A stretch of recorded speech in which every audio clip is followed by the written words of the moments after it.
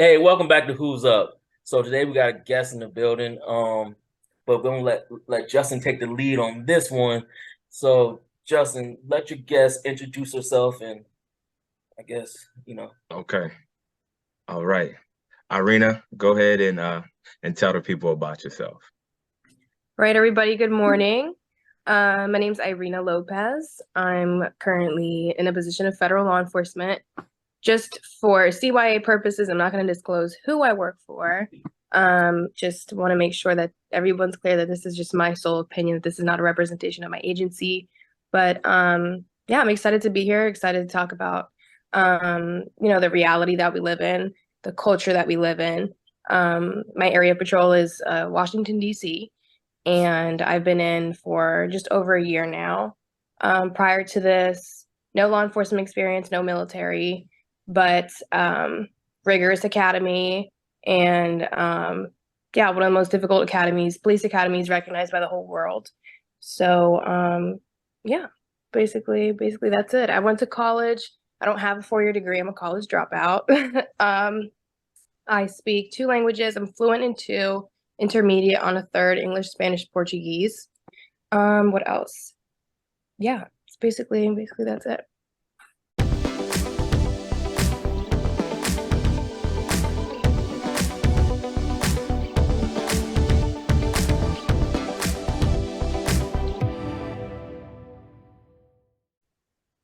Okay. Well, look, that's a lot. And also speaking from the group, we definitely appreciate you coming on today to have this conversation with us because again, part of the reason that we brought you on is because again, we, especially as Black men, we have a lot of questions when it comes to law enforcement. So we wanted to, not always assume it, from our side. We definitely wanted to get it from the side of somebody who actually works in law enforcement. So to just kind of, give people an even more in depth on your background, kind of where are you looking to go? You mentioned that you were in law enforcement. Can you tell us maybe some of your career aspirations? You may not have to get like down to the nitty gritty, but as far as kind of let us know like where you're trying to take it. Absolutely. Well, first of all, I'm happy to be here. I'm thankful that you guys are here as well. And so I graduated the academy in December. So it's basically you spend almost up to an entire year in 2 separate academies.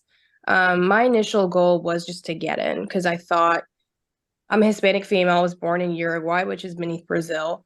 And, I gained citizenship around 2012, US citizenship around 2012.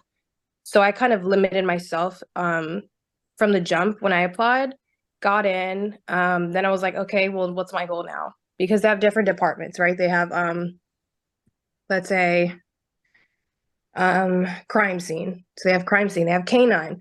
They have officers that are just on foot patrol at specific locations. They have officers on patrol that are literally roaming the streets with MPD, which is like DC police for those who don't know.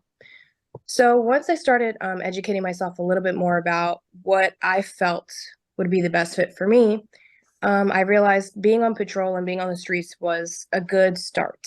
Um, I have a strong character. A lot of people in law enforcement, as others can assume, are alpha characters, and I wanted to bring something different to the table. I wasn't sure exactly what, but I knew I had the ability to do so. So I just tried my best. I got into patrol. I was selected. You have to be selected, and fresh out the academy. And I've been on the streets for about a little over 6 months. It's been a crazy 6 months, but yeah, from this point forward, that's a tough question because I feel like I already made it to where I've been pushing so hard to get to. But I would like to get into the recruiting um, type of environment for the agency just to fix the issue of lack of diversity, mainly in the patrol section, because I'm the only female officer from a Hispanic background that's being represented at the branch, which is crazy to say because that's just, you would think DC, everyone's from all over the place. It's a melting pot. Yeah. Um, but I've run into times where I would have wished to have, a fellow officer who was from Hispanic heritage. It doesn't have to be from my home country, but, like brotherhood, sisterhood in a different sense. There was one sergeant who was of Hispanic background, but she's not there anymore. But one is just not enough. So I figured getting into recruitment, helping new recruits go through, and just, being that push that some people might need. Because although people join, you don't know what other people are going through. And I think it's essential to kind of get people in the right headspace as best as possible for the rigorous academies that they're going to have to face, which are two. So yeah, as of right now, that's kind of where my focus is at. Okay. So also to kind of segue off of that, you were saying that there are not a lot of, people of like Hispanic descent in your I guess I want to say in your company or in your base. So how how do you approach situations that are racially motivated, right? Because again, like you said, you would have preferred to, have someone that looked like you and so forth. So for example, when it's black, right? Because again, a lot of since you work in, based out of DC, there are a lot of African Americans, you know, running around DC. So how do you deal with situations that are inherently kind of race based, right? So Could you give me like an example of what you mean? for example, again, I send you police videos all the time. Remember, there was I believe it was a white guy who was cussing at black officers, right? He was calling them the N-word, just pretty much being absolutely like racist, right? So how do y'all deal with situations where the person that y'all are stopping or having a conversation with are being racist? Like how do y'all approach that?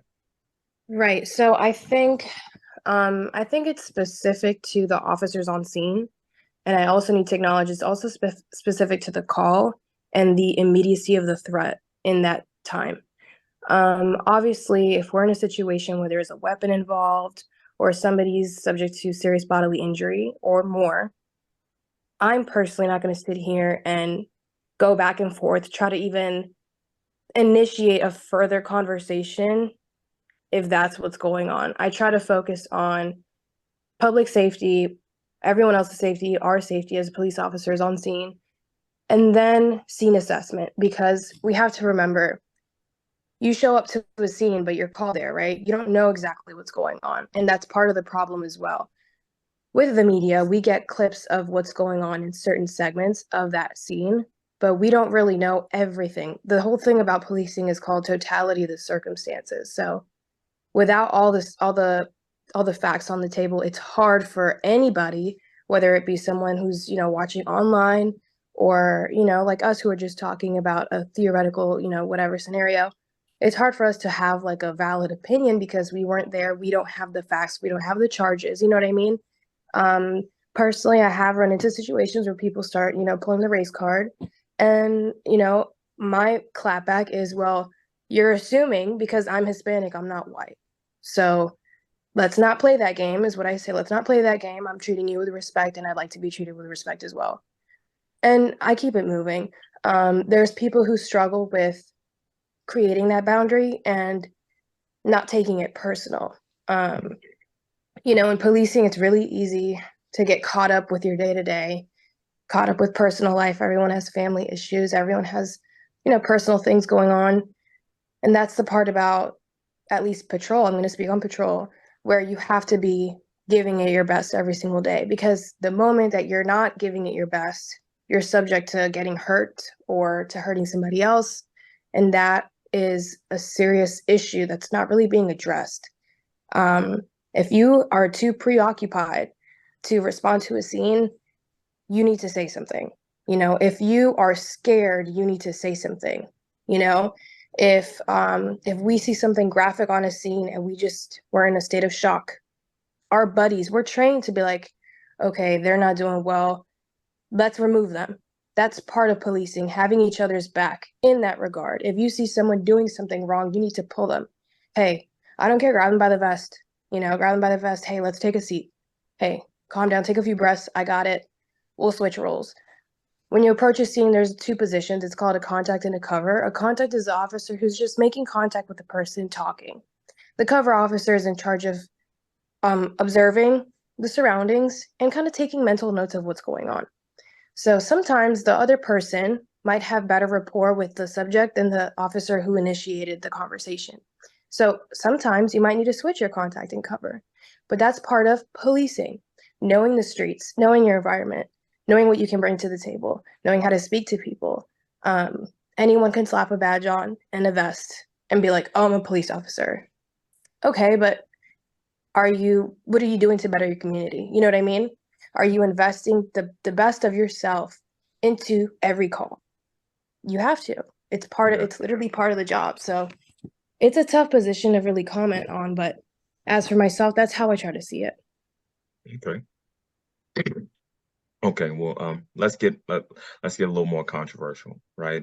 Okay. So for example, I know us in the I'll speak for me personally. Being an African American, right?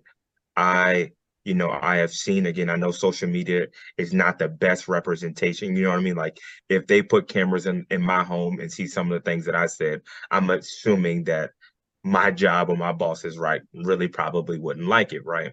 And so when I see stuff where I see Black people running away from the cops, right? Because again, you hear that, like, all right, well, if it's an imminent threat, like, you're supposed to protect yourself. So what happens when, I'm gonna speak specifically on Black men, when Black men are running away from law enforcement and then they get shot in the back and then there are no charges pressed, right? So I'm like, well, how could somebody seriously be afraid of their life if they're running away from you all are pursuing, and then you shoot? And some in a handful of cases, they aren't even armed. So I guess I'm just kind of confused on, like, what's y'all's procedure where somebody, I know you can't necessarily tell if someone is armed at all times when you're chasing them, but when does that threshold go, hey, they're too far ahead of me, I'm gonna shoot? Right. So that's a really good question. I'm glad you brought that up. So it's not so much about what's your policy. It comes down to the law. And the law, everyone's subject to the law. That's our basis. That's why, for example, for us, we train in two separate academies on a federal level, and then we go into in-house training where they jam us with DC code, with federal code. So there's something called Tennessee versus Gardner. Okay. You just can't go shooting people in the back without justification. Tennessee versus Gardner says you can shoot a fleeing felon as long as you can articulate, or you can literally, like, just make it crystal clear that the person that was running away was a threat to society, public safety, because they were armed. They had some type of weapon. So if the situation, the totality of the circumstances align with that, then that's where you might see, okay, the officer who shot this individual in the back won't be charged criminally or be criminally held liable. Now, civilly, that's always a different issue. But what they train us to do, I'm going to speak on our behalf, is like indicators, right? So just because someone's not facing you doesn't mean we don't have indicators. So we have specific classes that we take. One of them is called Characteristics of an Armed Gunman. So they walk us through the different ways that somebody walks when they're concealing a weapon on different parts of the body. Stiff arm movements. It's a single stiff arm because people normally carry on their waistband on one side. If someone has a weapon in their front waistband, like in the center, they also walk a certain way. Their hands are more protective of that area, whereas the normal person who doesn't carry anything is more free flowing. So these are just a few examples of indicators that someone who's armed would have. That also applies for edged weapons, such as knives. People can easily pull out a knife and, it could be fixed or folded, it doesn't matter, and have the same type of characteristics. They edge off, meaning they take one step back, kind of like a side lunge type of thing. We're not trained to wait for the moment to physically happen to be okay, like, well, now we're in the thick of it. This person's pointing a gun at me. We're trained to where it's like, see a weapon, draw a weapon. It's our decision on shoot or no shoot, but that's why for us, we spend so much time in training that we do like virtual reality scenarios. Like They set up like big screens that are like our whole like 360, and they're walking us through like active shooters. They're walking us through street scenarios, literally at night in the daytime. And you're doing your vocals, like, police, drop the weapon. Let me see your hands. Let me see your hands. That's our training. But again, not every police department has the benefit of training in that regard. They don't have the funds that we do. There's a reason why my agency, or the agency I work for, is highly respected and recognized throughout the world, because we're human. We do make mistakes, but we don't allow mistakes like that to happen, because we know the importance of a life. We know the importance of, if you don't know, you don't know. And if you need help, you need to get help. I really think the root of the issue comes down to lack of training and lack of enforcing getting mental health treatment prior to handing somebody a weapon. I think for a lot of times also, we can't speak for every case, but people get carried away with the stressors of the moment, and it takes over, right? So instead of saying like, let me make up a scenario. So let's say I'm on patrol and I get out of my cruiser, it's daytime, and somebody walks into a park and a call goes over the radio. Hey, be advised, there's a white male, or for the sake of controversy, like we're talking about, there's a black male about 5'10", 200 pounds, wearing all black, who's going around brandishing a knife to people. Like, okay. So you're on patrol, you're walking around, you're on foot, and you see someone that fits the description. Okay. So you have to remember everything that you've learned in training and make the best approach. Every person's different. The approaches are all going to be different. You have to remember what's on your belt. That's also a huge issue. Not everything means you have to draw your gun out. You're dealing with someone who's having a mental health crisis. Because remember, I said you get a call, you don't know what's actually going on until you get there. Someone who's having a mental health crisis, somebody who's suicidal, right? Like, we don't know what's going on. Maybe that person needs someone to just listen to them. Like, you genuinely don't know. In DC, there's a huge mental health crisis, so it's hard to tell. You get on scene, you have a taser, use it, right? We don't use tasers for compliance. We don't. Other agencies, I can't speak for them, but you have to, play like the lesser of two evils. If there's an imminent threat to a point with someone literally in the moment, because there's levels to this, you show up and there's somebody holding a knife to somebody's throat, that's different. Guns out, because somebody's life is in danger. But if that's not the case, if the totality of the circumstances in that time doesn't represent that, we need to reevaluate our approach, right? So that's when I keep emphasizing the lack of training, because, you can tell somebody so many things so many times, but once you're in that situation, you expect them to respond the way that they've been trained. But if they've had limited training, what do you expect? Excellent results every single time? Probably not really realistic. You know what I mean? So yeah. Okay. TJ, I know you got some questions. Come on, give it to her. All right. So first of all, you said you always have to have like your team's back. My biggest thing is like this. I'm not saying blue versus everything, but like this, we always going to uphold our fellow officers no matter what. Like, I think it'll go a long way when you see something bad to say they screwed up. Like, you know what I'm saying? Like in basketball, football, if somebody throws a pick, bro, we know you threw a pick. You may not be a bad person, but you did it. Right. You know what I'm saying? But it seems like on this, on this other side of law enforcement, this, the L.E.O community, no matter what it is always like, and it's like, maybe it's like select few, but it's like, to me, it feels like it's, what I see is too much. You didn't have my back, now we're going to like exile you. Right. So my response to that is, again, everything's selective, because I cannot represent the entire law enforcement community, as every agency is different and we all have different policies.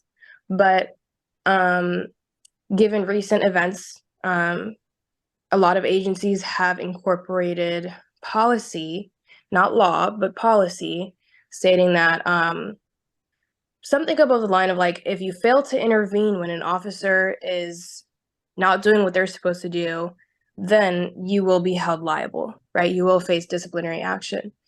I think it's a shame that we have to get to that point, because why does it have to even be articulated? But sometimes people do stupid things, and then that's the end result. We do, as law enforcement communities, feel like that sense of brotherhood and sisterhood, just like, I don't know, it's kind of weird. I never had that sense like in America of like, oh, like, you know, I have brother and sisterhood with this group of like Hispanic females, because I just never put myself in that predicament. But if I did, I'm sure I would feel kind of like family. My, how do I explain this? The people I work with, although we all have our differences, there are times where I stand and think this is like my second family, because we spend so much time around each other that we actually probably spend more time with them than we do with our own families. So I think that's kind of mainly where that comes from. But then you have the extremists, right? The people that are like, oh, ride or die, like, regardless of the circumstances, we're going to stand our ground. And there's extremists everywhere. And we have to remember that just because we have people who are extremists, who take things to that level, that doesn't represent the entirety of the police officers who do their best every single shift, who, you know, make it a commitment to make a difference in their community, whether it be DUIs or, you know, consulting, you know, mental health consumers and things like that. So that whole thing of like having each other's back, like that, it's like in the gray, because it's a, you know, broad statement, but, you know, we want to have each other's back. We're in a tough line of field. And you know, when it comes to people doing malicious things, like, people, you know, hopefully are going to be held accountable for their actions. That's why these, you know, new policies are being taken place. And, you know, we have a justice system. I'm not going to say it's the fairest, but we do have a justice system. And, you know, there's certain things that, you know, we can do to prevent people from taking those illegal and immoral steps, while, you know, on the line of duty. But like reporting them, letting them know, hey, you need to cut it out, because that's not okay. Like I said, pulling your fellow officer to the side, hey, you need to go chill out, because what you're doing is completely unnecessary. You're escalating, you're not de-escalating. You need to go sit down. So yeah, there's levels to things. So I see what you're saying, but at the same time, we need to recognize that different people interpret that in different ways. Some people don't even have a family, like their law enforcement community might be their only sense of family. So, you know, we can't speak for everybody just saying like, oh, the people who do bad things back each other up just because that's not necessarily the case. We hear about it through the media, and then everything blows up, and we just kind of like make it like an ultimatum. Like that's what law enforcement is. It's not really the case. All right. And all right, so another question. I know you were saying like about when Justin brought up, you know, sometimes you're chasing people. How come, like, explain to me why some law enforcement just be like, okay, they got away. We'll catch them another day. You know what I'm saying? Like, all right. Right. So we have to remember that law enforcement is not like a civilian community. It's very military based. So I haven't gone on foot chases, but I've gone on pursuits in a vehicle. And um, it's tough because DC's has a no chase law. But when there's, again, a risk to public safety and imminent threat, there's a stolen vehicle involved, the rules are different. We get told when to stop. It's per our superior. So it might be due to safety. Like if it gets to a point where we are losing control, we simply cannot keep up. Is it worth it? Our supervisors tell us, okay, shut it down immediately, shut it down. And you have to shut it down as if nothing happened. And your blood pressure skyrocket high, everything skyrocket high, you just have to terminate. There could be times where there's a detective involved, and this is a high risk case. Let's say it's relating to drugs or something, and you're on foot pursuit and you lose them. You have canines, right? If you don't have access to canine and your chain of command goes, hey, terminate, you got to terminate. And it's probably because of investigative purposes as well. We don't know exactly what the reason is. Maybe because couldn't get a definitive positive ID on the person, meaning we couldn't verify like on camera or, you know, with witnesses that the person we're chasing is actually the person that we're looking for, and there's simply too much at risk. So in situations like that, it's our chain of command telling us to stop. All right. All right. I know you said like sometimes like if you're some officers could be scared or not in the right mental state, and you know it's your fellow officer's duty to to assess that. And you said you normally goes back to training and stuff like that. And I've always been told that like if you have a problem, just don't bitch about it. Come with a solution. Um, are there like avenues to express solutions to what I'm saying? Like, is there a working group for this inside of the law enforcement community? Because like, like to me it's like a traffic stop. If you're just stopping somebody for speeding, what I'm saying? Why does that have to be an armed officer for speeding? I know it's like for their safety at some point, but if they're just stopping somebody for speeding and it's like and it goes excels, just let them go. You have the plates, you know what I'm saying, to me, and you can have like a special team to deal with it after the fact, or if you're going into like a drug house, it's it's actual bus, I know they stopped the no knock warrant thing, stuff like that. But it's like, you have special teams for that type of stuff. Why aren't there like more select specialties, or like if you're responding to a mental case, like why aren't there, what I'm saying, why does these have to be armed officers at every sort of thing? Or because like you can have security guards writing speeding infractions, you know what I'm saying? Or like to me it's like, why are there unmarked cars trying to catch you for speeding? I know you're doing something wrong, like you already know this, but like DC has cameras, speed cameras. Mhm. Just have a speed, you know what I'm saying? Like that reduces the fact of anything escalated. You know what I'm saying? Get a ticket in the mail, move about your day. Right. So my response to that, and I'm glad you brought that up because I'm the perfect person to answer this. Um, Speeding. So this also goes into the lack of knowledge on the totality of the circumstance that I was talking about earlier. So I'm an expert in detecting drunk driving. And one of our top indicators, which is very easy to see in DC, is vehicles driving at a higher rate of speed than the general public is driving, right? So there are some cars, like some agencies, they don't have radar in their vehicle. So they don't have like probable cause, like speed alone would not be probable cause because they don't have a tangible device to show in front of a court that that was the reason for the stop. However, you can use this vehicle was traveling at a high rate of speed without due regard for for vehicular traffic, for pedestrian and vehicular traffic at this time, and they were swerving or swaying in between the right lane, for example. Because of my training and experience with drunk drivers, I went ahead and initiated a traffic stop to make sure that the driver wasn't having a mental issue or a medical issue at the time. Upon approach, I can smell, I smelled a smell consistent with an alcoholic beverage emitting from the person's breath, and then you move forward, right? But as far as you know, making a traffic stop just because someone's speeding and pulling out guns, like I can't speak for that because we're not, we're not trained to do that. I don't know what police department is.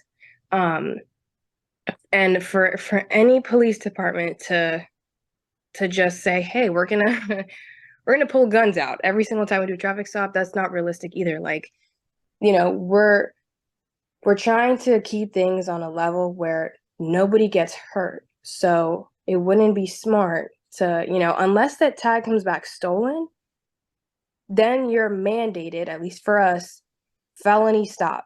Like, I don't care who's in that car. If the tags come back stolen and you have someone traveling at a high rate of speed, I won't think about it twice. I'm pulling out my long gun. I'm not even pulling out my pistol. I'm pulling out my long gun. And I'm I'm calling you out of the car. I'm not going in there. I'm calling you out of the car. So there's like different ways that we do things. But again, it doesn't make sense to me why someone would approach somebody just off of speed. There has to be more to the story that we're missing for an officer to do that, because you pull your gun out is because there's an imminent threat, right? Or allegedly there's an imminent threat. So, and it's not so much of like, let the speeding cameras catch him for speeding, because you don't know. I got a gun off the street because I saw this one car run a red light. So, in the car, the gun was not registered. It was a ghost gun. This guy was claiming to be an SPO, which is a specialized police officer. So, it's like, it was a horrible arrest. It was a horrible arrest for me, but if you know you're not supposed to do something, then don't be doing stupid stuff. Like, you got to keep yourself and everybody else safe. So there's levels to it. I definitely think that there's a lack of facts when it comes to cases like that, where we just hear a part of it, like cops, like just part of a video, like, hey, like, I'm being stopped, they have their guns out. If you're not compliant, if you're refusing police orders, depending on the jurisdiction, the state, the city, they can easily charge you with failure to obey or resisting. It just depends on the laws of that area. But for everyone's safety, just comply. And if you don't understand, that's fine. 9 times out of 10, the civilians that are being pulled over aren't properly educated on the law of that specific jurisdiction, locality, or whatever you want to call it. And they try to become legal experts at the worst time. If somebody messes something up, record it.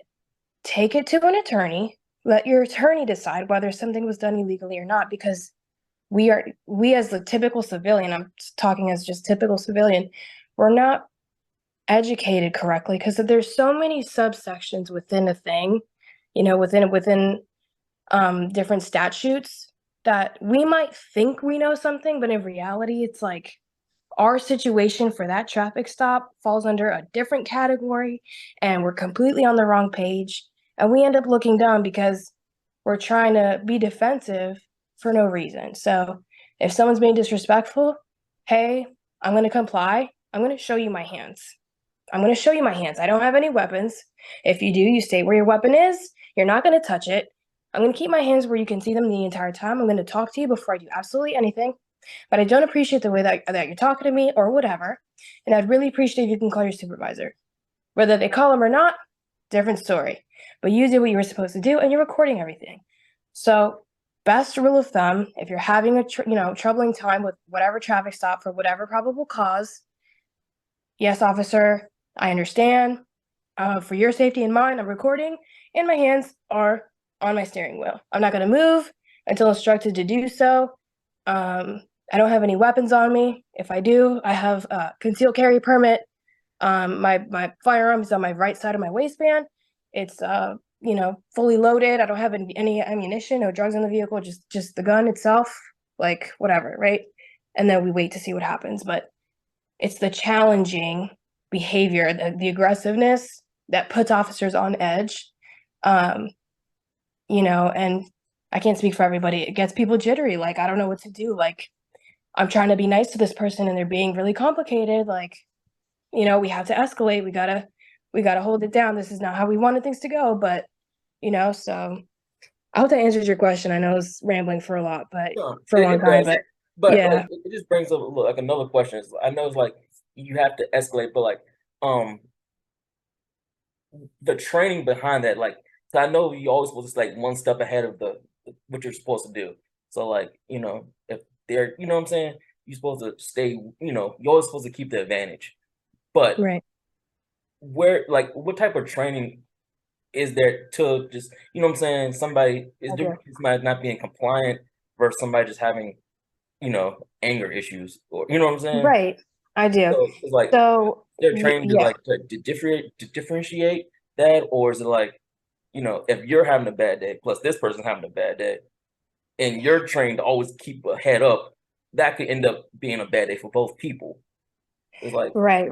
policy to like, okay, maybe we just back off. You know what I'm saying? Like, to keep things. Well, for us to back off, that's a definitive no, because obviously, again, it can't speak for everybody, because there are people who don't have good intentions and don't do things legally, which is not what I want to represent, and I don't want to speak on their behalf. But speaking for myself, if I pull somebody over and they're trying to be difficult, which just happens all the time, people, no one likes being pulled over, right? Nobody.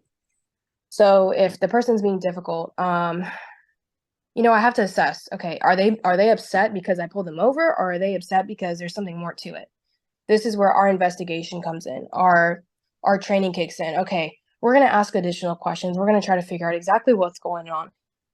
If it's as simple as they ran a red light, no signs of impairment, I have no indicators to pull them out of the car to do the field sobriety testing. It's just a typical day, person's running late and they run a red light. I'm going to talk to them, hey, this is what's going on. This is why I stopped you. I'm Officer so-and-so. I'm going to issue you this ticket, whatever. Just please be mindful. And I try to tell them, hey, listen, I understand you're upset and it's making it difficult for me to communicate with you. And if they still don't want to listen, because this has happened, hey, can I get a supervisor on scene? Like, I need to know my limit. If I don't know where my limit is, one day you're going to get pushed to your limit and you have to make the right decision. Is it easy to just talk back? Yes. But I have such respect for my uniform, such respect for the agency that I work for, that I know it's simply not worth it. And on top of that, I always keep in mind, these people are probably going through a tough time, and I just made their day even worse by pulling them over with good intentions because I want to get bad stuff off the streets. So that's why our leadership is there. That's why they get paid the big bucks, like everyone says. Call your scene official or your sector official, whatever, and have them respond. And just be like, hey, I have somebody who seems a bit agitated. They're not cooperating with me. I just really want somebody to take over. For our agency, we have our protocol, which doesn't always happen because the streets can get really busy. But if we do a traffic stop, we wait for another unit to get there. So it's a 2-officer approach versus just a 1-officer approach. You could switch roles, like I mentioned earlier, hey, this person's just not clicking with me. I don't know what it is. Switch roles. And then everything is like a clean slate. Like, they're still annoyed, but they're not angry. They're not like losing their patience to that extent where you simply can't communicate. It's happened to me. I was dealing with a mental health consumer, and they were making, how do I explain this? They were making threats, and we couldn't tell if they were of a protective interest or if they were simply going through an episode. And so I sat with him for 5 hours. I sat for him for 5 hours, and I'm not certified as CIT. I don't remember what CIT stands for, but it's like the people who get trained to talk to people in these situations with dealing with mental health consumers that are going through episodes. That's the type of training that goes, perfect with these type of situations. But I wasn't certified. They called CIT over, and it was myself, 2 male CIT officers, and the subject, and we were there. They handed him a cigarette to smoke. We were just talking, and he actually ended up voluntarily committing himself to get help, to get treatment. It's up to them. It's not up to me. I don't get paid any more or less, but those type of classes, that type of training is essential when you're in policing.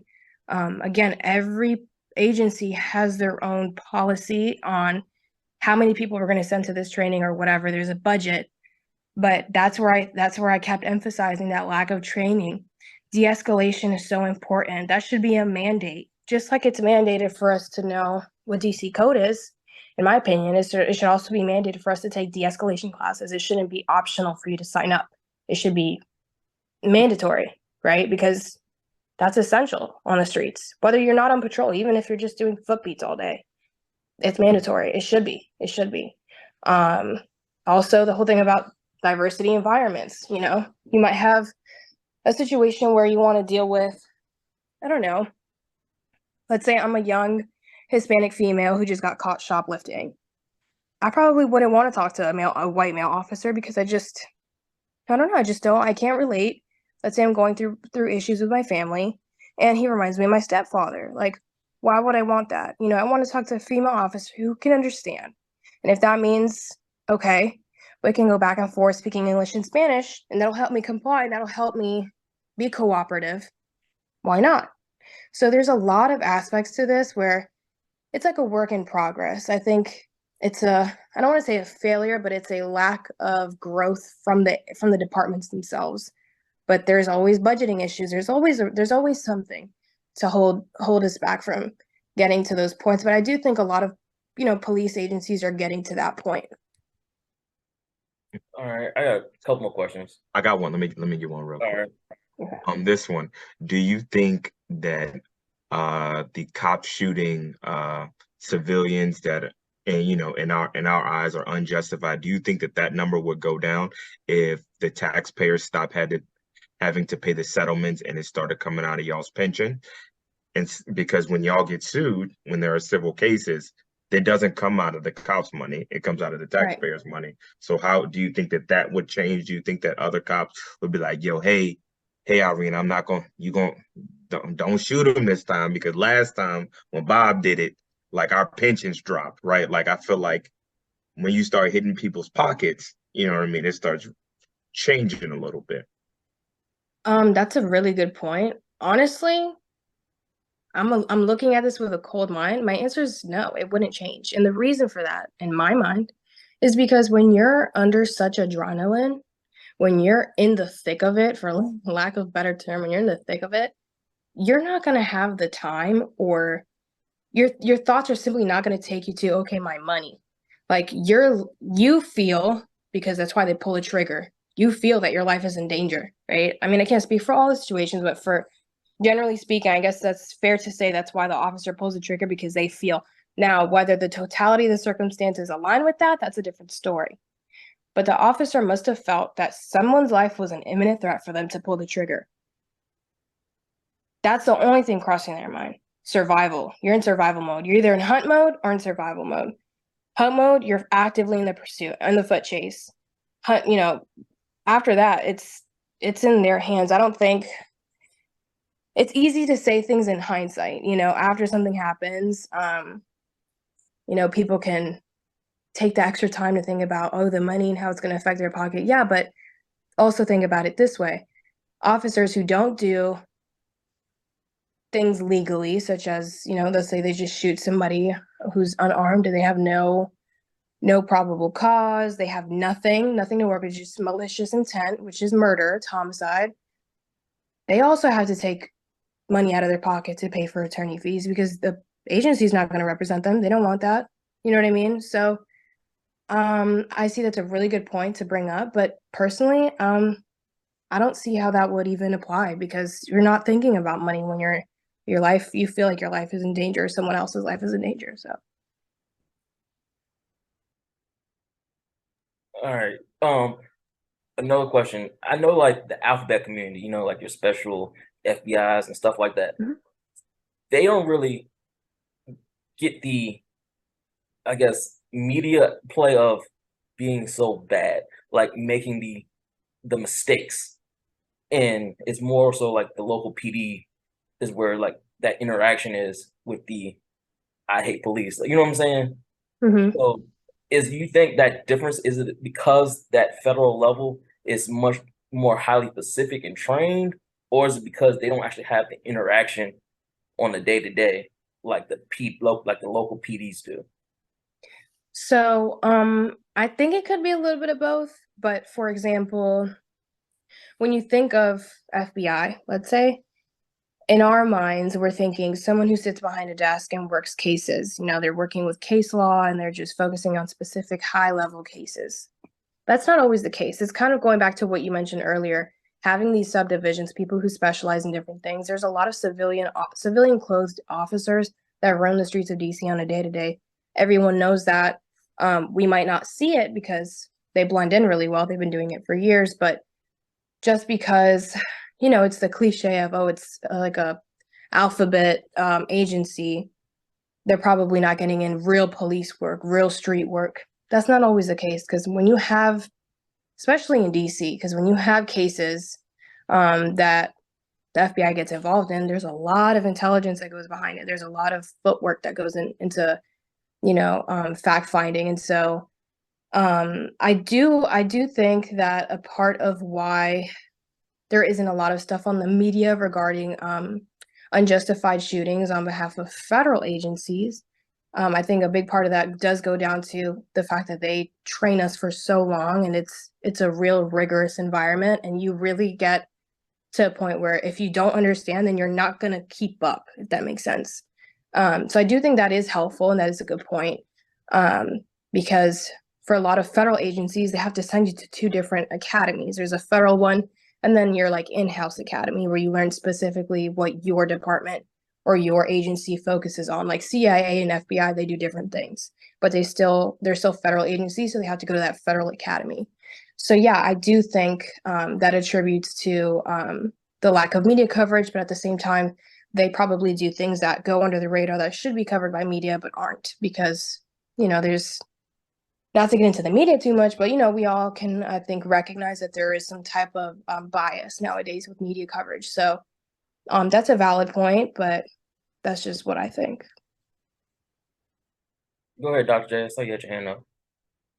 Yeah, I got a question. So how much, I guess, blame, for lack of a better term, do you think police are getting that should be going towards the actual lawmakers and policymakers, right?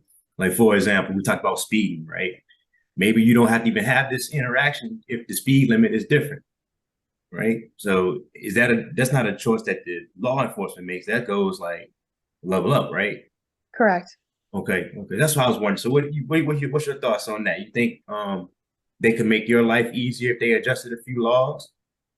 I'd have to really sit down and look at different cases to voice an opinion on that. But I think because DC in itself is very unique because it's not a state. It's not, it has its own world. But what I do think for example, the change that recently has been made in regards to failure to intervene, that's kind of a universal change that's happened with policing. That's something I'm completely on board with. Like I mentioned, I didn't think it was necessary to even have to paper that, but it was necessary, and we are where we are. But I feel like things have been things have been the way they are legally for a reason, right? So if we as civilians, as citizens of the United States, are in disagreement with some type of law or conversation of a change in law, I feel like it's our duty to, step up and say something, but also provide some type of alternative. So if we, let's say in DC, I'm trying to think here, Massachusetts Avenue, which is one of the most popular streets in Northwest DC. Let's say speed limit's 30, but I think it should be 35 for lack of argument. I don't know, because there's simply too much traffic and it's too slow and we need to keep everything moving. That's fine, but we also need to take into account of everything. It's all about the totality. How many crashes do we have on Massachusetts Avenue? Around what time frame? What parts of Massachusetts Avenue do we have crashes at specifically? What are the common hotspots, crime areas on Massachusetts Avenue? Why do they target those areas? And what time of day do they target those areas? Is it beneficial to the public? Are there schools? There's code.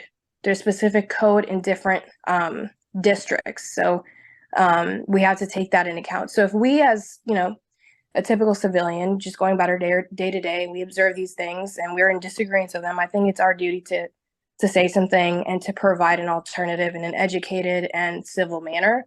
That's why we vote for our representatives, and we have the system in place to do things in that regard. But as far as law enforcement goes, we don't create the laws, we just enforce it. And that's basically that. I hope that answered your question. It did. I got one more question on speed. Yeah. This is something I've been noticing. It's like, so might be out in the country where they do stuff illegally, like you're talking about. This is what it is. We got the reduce speed ahead section, right? Mm-hmm. I'm slowing down going into town. If I'm leaving out of town, what am I supposed to be doing in this section? And this is where the officer was sitting, right? Like, am I supposed to be accelerating? Am I supposed to be going the same speed? Like, what? What we doing? And I'm going like I'm going away, not coming in where it's obvious you got to slow down, right? Right. I think, like I said, it all depends on the jurisdiction or the district of that area and what laws they have in place, because it's all specified. It's just we as people, we don't like to take the extra time. Like if we're going on a road trip and we know that we're going to be driving, we don't like to be like, okay, well, let me take the time to read code and to see, what laws like that, state in writing. So it's tricky to say because you could be crossing state boundary. You know what I mean? So if that's the case, then you're really in some gray area.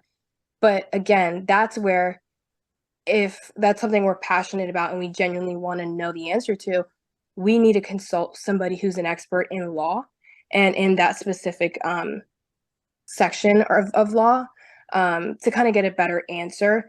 I definitely can say police officers are not experts in that type of things because, like I said, if you're crossing state boundaries, maybe it gets tricky because they can uphold the standard to one part of the line, but then once you pass that line, then you need to consult somebody else. So anytime, I always tell people this, anytime that you have any, law question that you keep crossing, you're like going through your day to day or just like life in general, you're like, dang, like I keep thinking about this one thing and I really wish I knew the answer.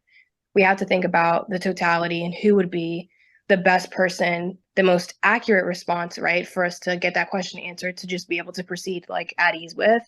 My best suggestion would be continue doing what you were doing until you get a change in command. So if you're going 40 and you're crossing, continue 40, or go a little slower. Like depends, but it's hard to say, but that's something for a legal expert to be able to really definitively tell you this is what you should do and this right here is why. And they'll show you. I'm a person that I like to know why I'm supposed to do what I'm doing.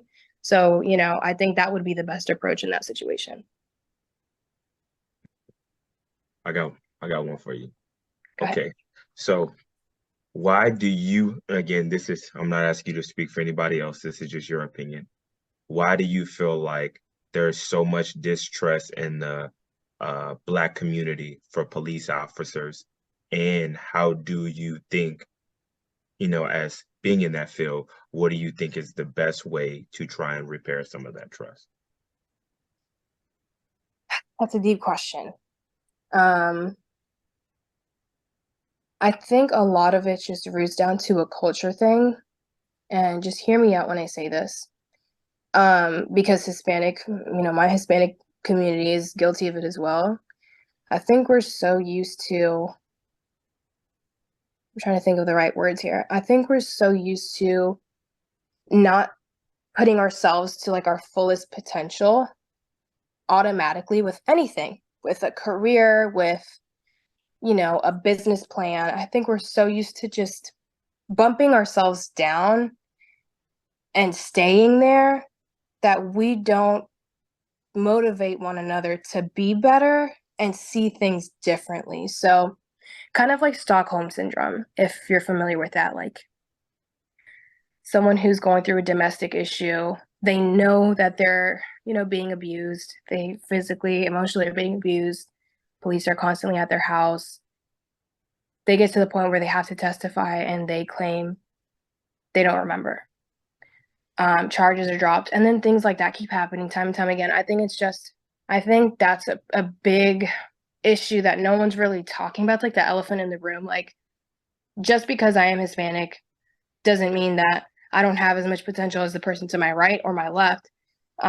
Because on paper, things are on paper, but let's talk about, how people talk to one another and, our interpersonal skills. I think that the same applies here. Law enforcement is a tough career field, and it's a lack of diversity that's a part of the problem because there's just lack of representation and people don't feel like they're being listened to.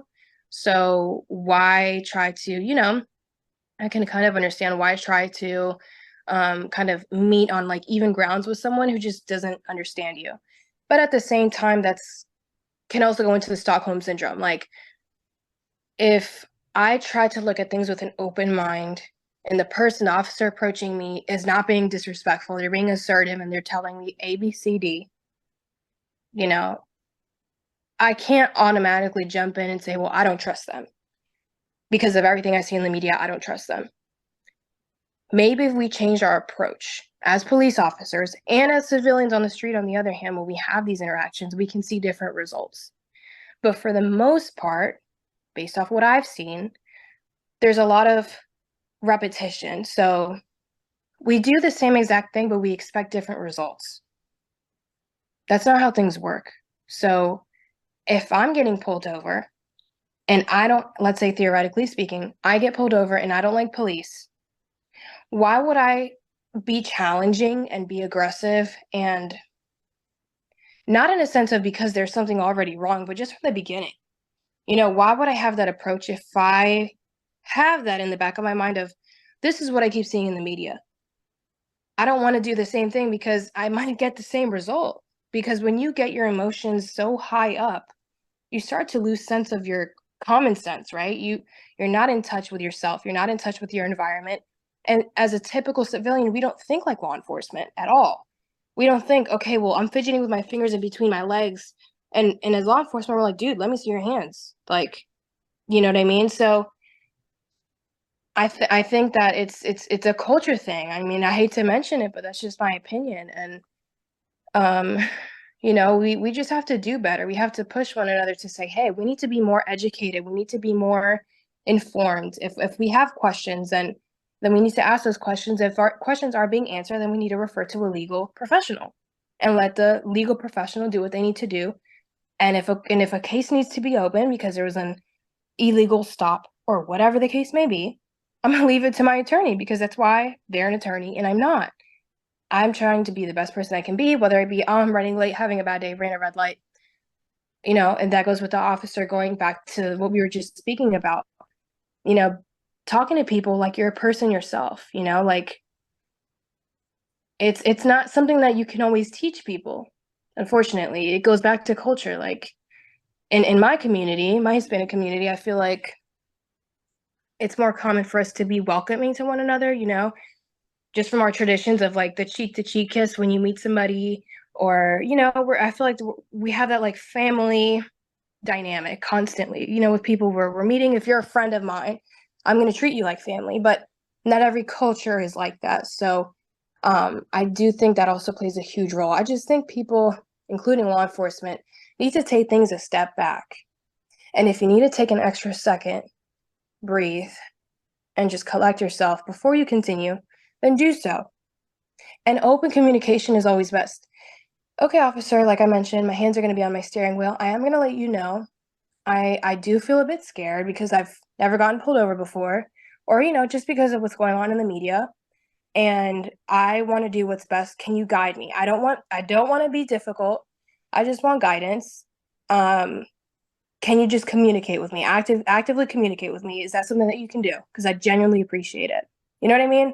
Active communication and just trying to take things slow. There's no need to, as a civilian getting pulled over, there's no need to escalate a situation because of everything that's been going on. And you're probably on the side of a busy road, for example. That's not the time. It's not the place. The time and the place would be with an attorney after the fact. We need to be more educated is a huge part of this. So I hope that answered your question. Yeah, I'm just gonna say two things that just kind of, I don't want to say combat, but just in my opinion. Number one, what I think would help is, and it's part of what TJ said earlier, is that other cops come out and say, all right, Irina was wrong. You know what I mean? I don't know if that's actually possible with y'all having to pretty much, and again, I know it's a tricky situation because we as civilians are wanting y'all to take accountability for each other and say, okay, hey, Irina was wrong in this situation. But if I'm your partner and you going out and telling the media that I was wrong, now I need to trust that you're gonna have my back when you just kind of turn your back on me. So it's like so I truly understand the kind of the predicament that puts people in. Right. Right. And so, and I think our biggest thing, and again, I don't know if it's just media related, but it's like, as a black man, I am tired of seeing us being shot and unarmed. Right. Like, I think that's what brings so much distrust in there because as a black man, I think the biggest thing that I'm worried about is coming home every day. You know what I mean? My wife being white, we have these conversations all the time. The worst thing that she's worried about when she gets pulled over is getting a speeding ticket. I'm worried about her planning my funeral. You know what I'm saying? So I think Right. I think that's our biggest, especially I'm gonna speak for me as a black man. That's my biggest thing. And again, like not to hype myself up, I do a couple push-ups here and there, but like I'm a bigger man, right? And so they're not gonna, you know what I mean? Like most cops may say, okay, well, he's a threat. He's a bigger guy and he's black, right? So it's like all of these things factor in to some of the distrust. I've had several interactions with police.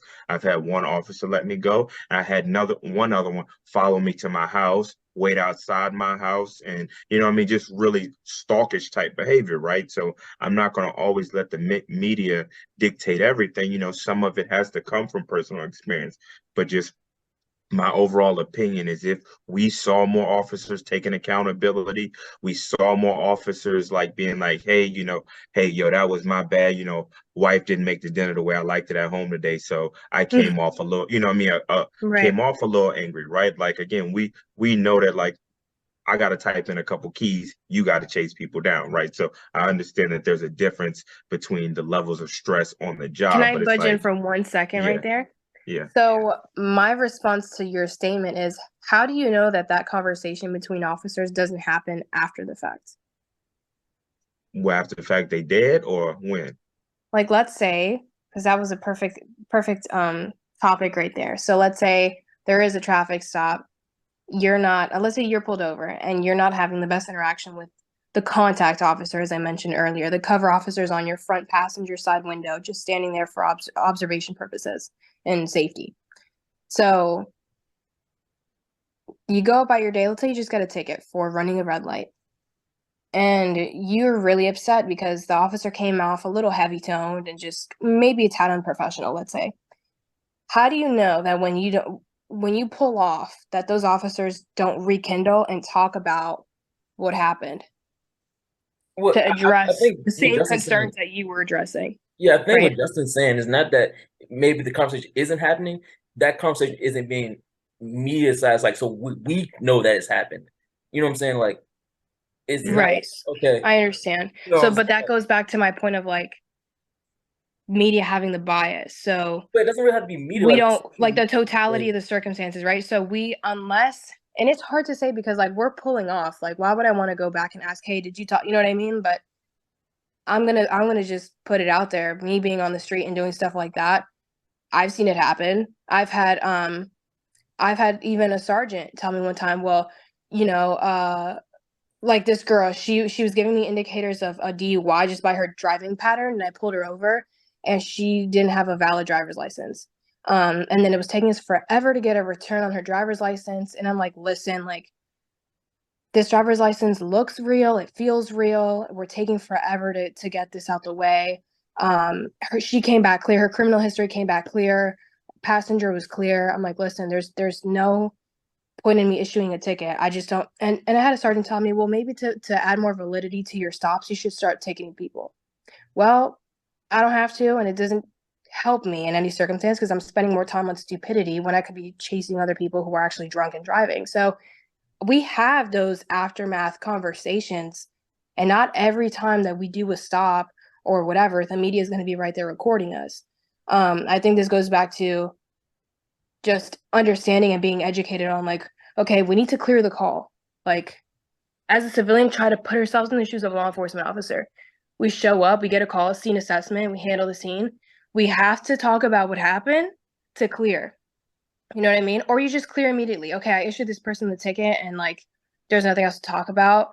If as an individual who's on the street, I see something, I need to say something. And as a fellow officer, if my fellow, coworker is just acting out of pocket, be like, bro, like what's going on? You know what I mean? Maybe the street isn't a time to talk about it. Maybe when they're in the locker room or maybe at a different time, but that's part of that failure to intervene that's now in place for, I think it's a nationwide like equivalent of a statute, but I don't want to go as far as say it's like law because I'm not 100% sure on that. But those conversations do happen and the media isn't there for that. But again, because the media doesn't cover it, people think it doesn't happen, but it does. It's Like, part I of the think this is what we investigation, have to right? do. Like the people are in such a place of distrust that I think, to me, is like, even if it does happen, it's not enough. Y'all aren't doing a good enough job of showing that it happens to help build back that But trust. that's where the mistake is. It's not our job to publicize through a camera or through recording. I know, Hey, we're doing, you know my what I thing is mean? that Like, if you want to make the our job is situation for better, public safety, right? but if you want to make the situation better to help build back trust in the community, like, to me, like, these are things that we're just giving out ideas to help build that trust back. It's like, Right. I know it's not your job as a police officer that, it's like you are just doing your job, but like the world is in such a state of discourse Trust. that, Yeah. that there is no trust. And so it's like, in order to do your job effectively, there has to be some sort of trust there. Right, holding each other accountable, and I'm totally in Yeah. agreement with that. But I like, do if agree one with that. side isn't, you know what I'm saying, we, like I said, I don't trust the cops at all. You know what I'm saying? But I'm not in compliance to either. Like, you know what I'm saying? I'm a respectable human being. So I'm an educated human being. So I know, how to handle myself. But some people don't. And we'll just say, Right. you know what I'm saying? So we have those situations, but at the same time, I know it's not your job, but I say, like, it takes two sides. It's just like a relationship. It takes two parties to come to the table to I communicate, agree. work on that relationship. If one's saying we're doing our job, deal with it, that does not help the other side come to the table and say, well, we still don't trust y'all. I agree. So, I think, sorry, go ahead. oh, well, you can go ahead, but I'll say I have another follow-up question, but you can go ahead. Okay, I was just gonna say that law enforcement, we can say the exact same thing to the communities as well. Like, why are you putting your hands in your pockets if I'm having a genuine consensual encounter with you on the street at 2 a.m. in the morning? Why are you putting your hands in your pockets? Like, my thing is, You know I what I'm was saying? trained not to put my hands in my pockets. Some people just put their hands in their pockets. Right, and that's my point. From use a safety thing, all right, it's in Exactly. your pockets. But like, Right. that's a two-way street. Like, some Right, people no, exactly, but rest that's their my hands in their point. pockets. So you Right, have so to but that's my point. If, as civilians, what you're saying is we should hold officers accountable in that regard. Like, okay, I have to keep thinking of scenarios, but let's say it's like as police officers, we're constantly trying to like be extra, how do I say this? Safe on the emotional side when dealing with somebody. That's not realistic because our initial is safety, public safety, which is more physical than it is emotional. However, if we're, for example, if we're dealing with someone who's a mental health consumer and they're having a meltdown, but they're also like they have a weapon on them or whatever. It's like, let's say someone's sitting on a curb and they have a knife on the side, right? Like, it's like easily accessible is the term we use. If it's easily accessible, we have to mirror that, right? So, hey, I'm just, can you go ahead and like kick that knife away from you? I want to sit here and talk to you. But if we're doing a traffic stop and someone's already on edge, it's like, I can't speak for everybody, but I'm gonna try to level with you to get you to calm down a little bit. But if you're already in that mindset of, F the police, I'm not here for that. I don't care. You look like you're a white officer. I'm not gonna comply. I could care less. Because I've had that interaction before. I'm trying to break that cycle, and the other person isn't letting me because they're restraining themselves so much emotionally that I can't even get to them, even if I try my best. And that's where I say that's where the problem comes in, where it's like a Stockholm syndrome. Like, every single time I have an encounter, it's going to be a negative one. You don't know because every single encounter is different and every single officer is different.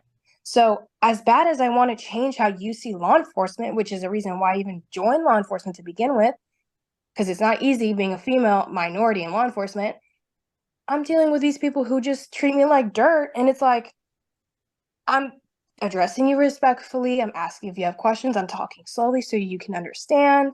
I'm asking you, hey, just for everyone's safety, I would really appreciate if you can keep your hands on the steering wheel for me. Is that something that you're capable of doing? There's different ways to talk to people, but if someone's already in that mindset, there's not much I can do. I have to focus on safety and enough with the emotional, trying to keep everything emotionally stable because I know I'm not going to get there, and I'm here to issue you the ticket or whatever and go about my day to catch DUIs, to do real police work, if that makes sense. That's kind of my approach on the whole situation.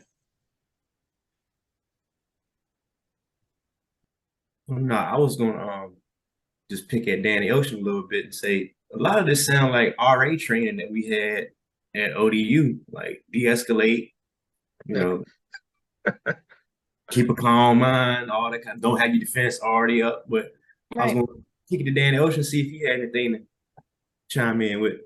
Yeah, so it goes back to the trust thing, right? You're talking about it's at what point, like, do we hold like the officer to a higher standard than the civilian, right? You have the badge, you have the gun, you have essentially the license to kill, and you're saying like it's a two, it's the civilian has just as much in this trust building as the officer, and I would say to a degree, but Right. it's in the eye of the community, it's the officer who broke the trust in the first place. I So agree. it is their responsibility to mend this relationship. And again, if you shoot me, there's more chances that you're going to get off if the situation was reversed, if I harmed an officer. So at what point do we hold the police to a higher standard? Because like no one's making you do this job. Like you sign, and not you personally, we're talking like Right. in a generalization. Like you can quit being a cop tomorrow. I can't quit being black whenever, right? Like, so when is it, do we hold officers or these people to a higher standard? Like, yeah, you come into a situation that someone's being disrespectful. Yeah, that's part of what you signed up for. That's the job. And again, not to belittle or discredit, because it is a hard job. But again, like at the same time, when do we hold the people who are sworn to protect us to a higher standard than, to your local civilian who may be getting pulled over for jaywalking or whatever? Can you give me more of a specific example as to what you're trying to refer to? Because I understand what you're saying, but I'm trying to get more into depth as to like. I mean, I'm talking like just in any scenario, just like a philosophy. Like it is the officer's job to build that trust. It's not my job as a civilian to get to know every police officer and build that relationship. No, that's not. I don't have time for that. Like again, like you swore to do this, you swore to serve and protect. So it is your responsibility to build trust, whether it's on your beat, the community that you're in, and I feel like it's more so. It's like, well, the civilians need to be more respectful. Yeah, you can make that case, but not everyone's going to be respectful. It's the officer's job to build that trust in the community. It's not my job as a civilian. Like I didn't break the trust. Like and again, it can go back to media and what we see and not knowing the full story. But perception is reality, and the perception is that officers can't be trusted. That officers are just treating us like the Wild West. They're shooting people without any accountability. So like kind of back to what TJ saying, it's like it's awesome. The officer's job to put more responsibility into building that trust compared to the civilian. And for example, also to kind of piggyback off Danny Ocean, again, for example, we know almost 100 times out of 100, y'all have a gun. The percentage is way less than a civilian getting pulled over in a car has a gun, right? Like we legitimately, out of the 5 of us on here, I can point to 2 of them who I know most likely will have a gun on them.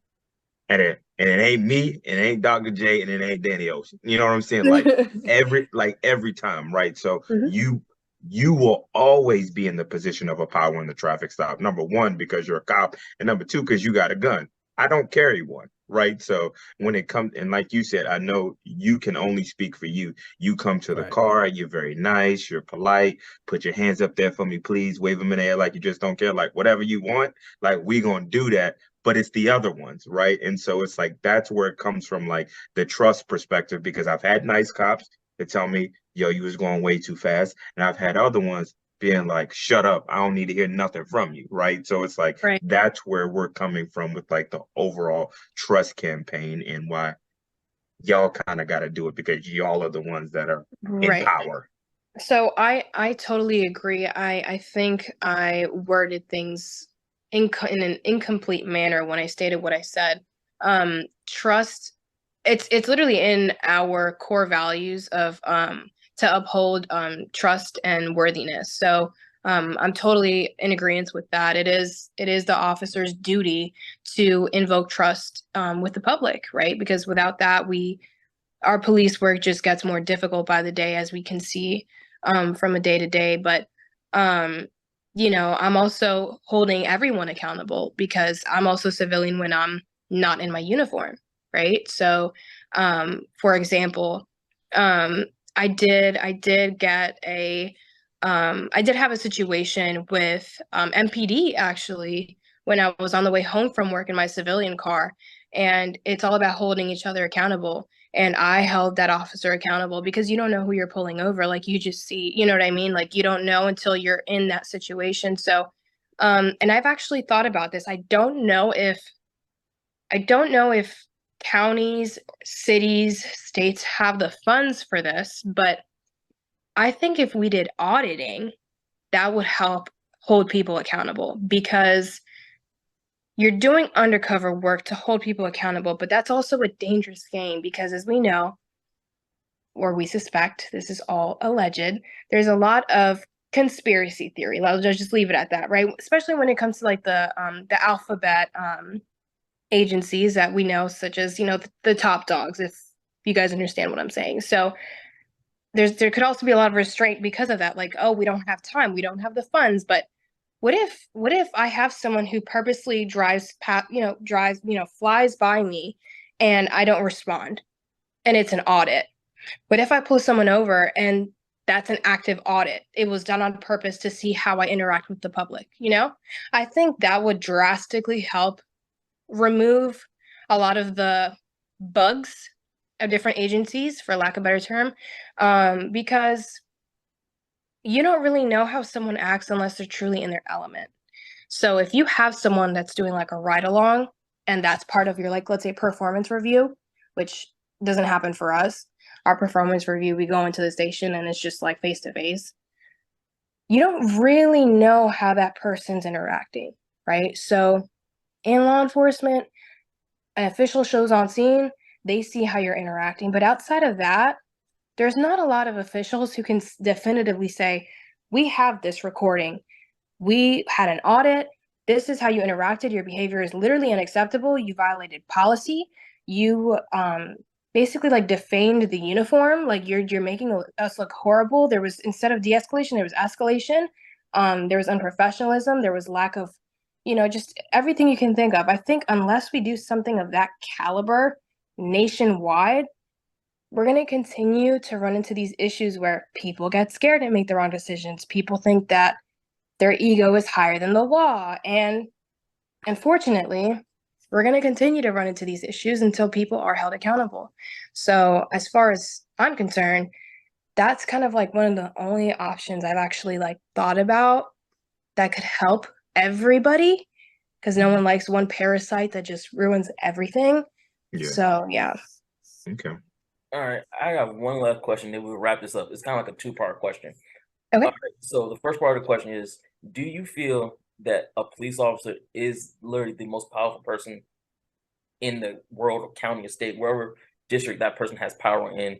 And two, do you feel that it should be more qualifications to withhold that power? Like, should there be more education requirements? Should there be more training requirements? Should there be more something to become a cop versus a high school diploma and fit test scores? So to answer your first question, no, police are not the highest in authority. The highest in authority is the Supreme Court. But no. I mean, let me combat you on that one just right quick. Okay. I would say yes, from a legal standpoint, yes, but a Supreme Court justice can't lock you up that night. They can't throw you in jail that one day, like on the spot. And Right, because we're enforcing the law not that getting they out until Monday. that out. You know what I'm saying? So like for that 24 hours, a cop literally has the most powerful, is the most powerful person in your Define powerful across person. in What the do you mean Congress. by that? Huh? What do you mean by powerful person? They have the most control of your life in that one aspect of time.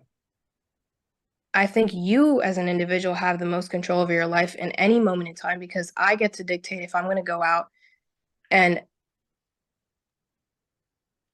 not drink and drive or, take an Uber home. Yeah, but we've also seen people get wrongfully arrested all the time. Like that's not an uncommon thing. I'm not personally familiar with that. And again, I go off totality of circumstance. So I can't give an opinion on something that I haven't seen or I haven't read. There's no case that I've read where it's, because does it happen? I mean, I can't speak on that because I genuinely don't know. In terms of police authority, yeah, like you get your badge and your gun and badge, and you get your creds and you do what you're sworn in to do. But I'm not really sure I understand that first question. Maybe if you can like reword it or something. Well, okay, so when I say just be like direct with me. Just be direct with me. Yeah, all right. So, like I said, you have the most power of somebody in this world. You can literally go out right now and detain somebody because they look a certain way, because you assume that they are part of this investigation you have going on. They could have nothing to do with it, but they fit a description. Can you or can you not detain that person for 24 hours? So, no. Per law, you can't detain somebody for X amount of time. The statute states a reasonable time. Everything in law enforcement is reasonable. So, and it also, another term that they use is objectively reasonable. And what's it called? Oh, I just had it. It just slipped. Objectively reasonable and verbal articulation. So if I can articulate, for example. So yeah, if you can articulate, you have the power to do it. I'm not saying that we have the power to do it regardless because we have the gun and badge. That's what I'm saying. You have the power to do it. That's what I'm saying. You have the power to do it. Not necessarily if you're doing it for the right or wrong reasons, you have the power to do it. When I say you hold the most power, like at any given time, you are the most powerful person that any other person will run across in their day-to-day life. Whether you use it or don't use it for the right or wrong reasons, you have the power to. Right, we have a power to that's all I was saying. Arrest somebody, yeah. Yeah, that's all I'm saying. So if you agree that you are the most powerful person that you will see. I'm not sure I agree with that term of the most powerful person, because if you ask me that, I think the most powerful person to me doesn't exist, because the most powerful thing to me is God. So like I can't say the most powerful, like the terminology is just not consistent with what I agree with. I think it might not consist with your ideology, but you kind of understand what I'm saying. You have like law enforcement is law enforcement. You have your gun and badge. You do have the authority to arrest somebody. You do have the authority to detain somebody. To restrict here. This is what I think what you're trying to refer to, like to restrict their freedom of movement. Yes. Yeah. Or are we on the same page with that? Okay. Yes. Absolutely. Absolutely. Okay. So if you agree, you have these abilities. Do you believe that there should be more qualifications for somebody to obtain those abilities? Yes, I do. As I mentioned earlier, I think if we have more officers that are CIT trained, I wish I knew the acronym because I'm not CIT trained myself, but critical incident, I don't know if it's like trainee or trained or something, but basically any critical incident, whether it's a shooting or I'm trying to think, someone who's having a mental health episode who suffers from like schizophrenia or, extreme bipolar, we need to be able to talk to these people differently than we would just, a common Joe off the street. So, and that also applies for people who are just having a bad day, right? So I might not get across to somebody I'm pulling over who's just getting out of their element, typical normal person just getting out of their element, whereas someone who's CIT trained might have that ability to get to them quicker and in a more effective manner. Crisis intervention training? Yes, crisis intervention training. Yes, thank you for that. So yeah, there's that. There's like that de-escalation training I was talking about that for our department. I don't know why, but it's not a mandate. It's something that you do later on after you get your gun and badge. I think they should spend a whole block somewhere in training of several hours, several days talking about it. I think CIT training should be mandatory just because of the whole nationwide issue with mental health crisis. It's like everyone that we might encounter could be suffering from mental illness.